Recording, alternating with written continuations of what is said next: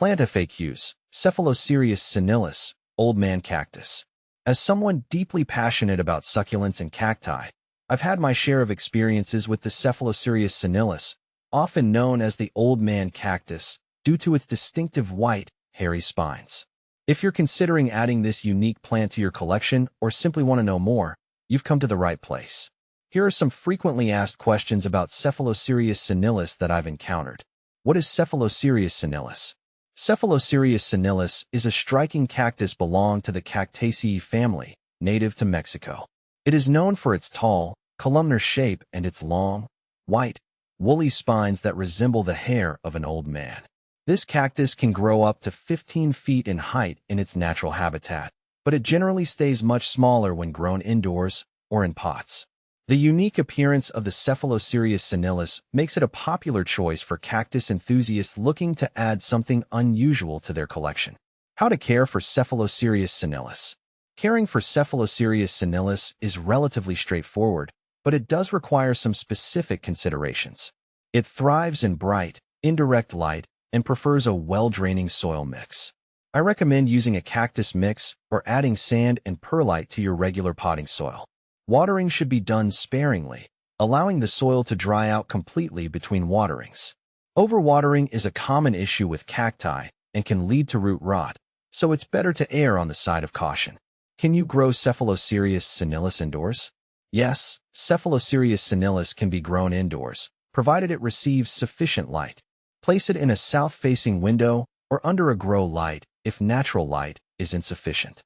The dry indoor air is actually beneficial for this cactus, but ensure it is not exposed to drafts or sudden temperature changes. How to propagate Cephalocereus senilis. Propagation of Cephalocereus senilis is generally done through offsets or seeds. Offsets are small cactus pups that grow at the base of the parent plant. Gently remove these pups and allow them to dry for a few days before planting them in a fresh cactus mix. If you're propagating from seeds, plant them in a well-draining mix and keep them in a warm, bright location. Patience is key as germination can take several weeks. What to plant with Cephalocereus senilis. Cephalocereus senilis pairs well with other succulents and cacti that have similar care requirements. Consider planting it alongside species like Echinocactus grissonii, golden barrel cactus, Opuntia, prickly pear, or other columnar cacti. Their contrasting shapes and textures can create an interesting display. Just be sure that all the plants in the arrangement have similar needs in terms of light and watering. Is Cephalocereus senilis toxic? No, Cephalocereus senilis is not toxic to humans or pets. However, its spines can cause irritation if they come into contact with skin. It's best to handle this cactus with care and use tongs or wear gloves if you need to move it.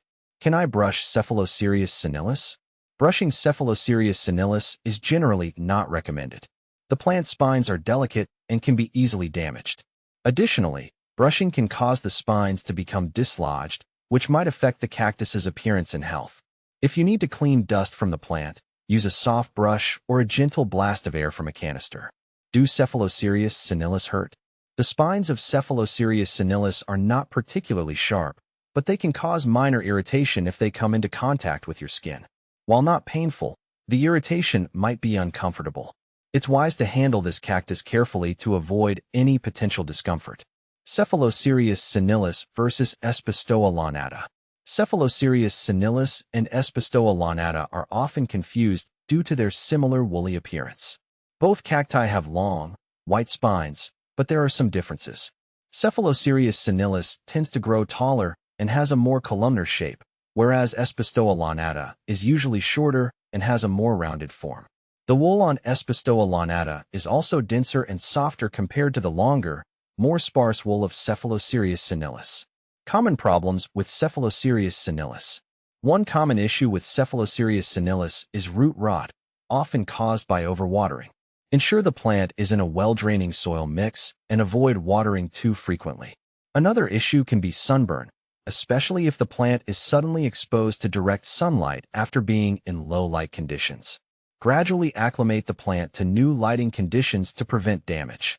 In conclusion, Cephalocereus senilis is a fascinating cactus with a unique appearance that can make a great addition to any plant collection. With proper care and attention, It can thrive and be a striking focal point in your indoor or outdoor garden. If you have any more questions or need further advice on caring for this plant, feel free to reach out.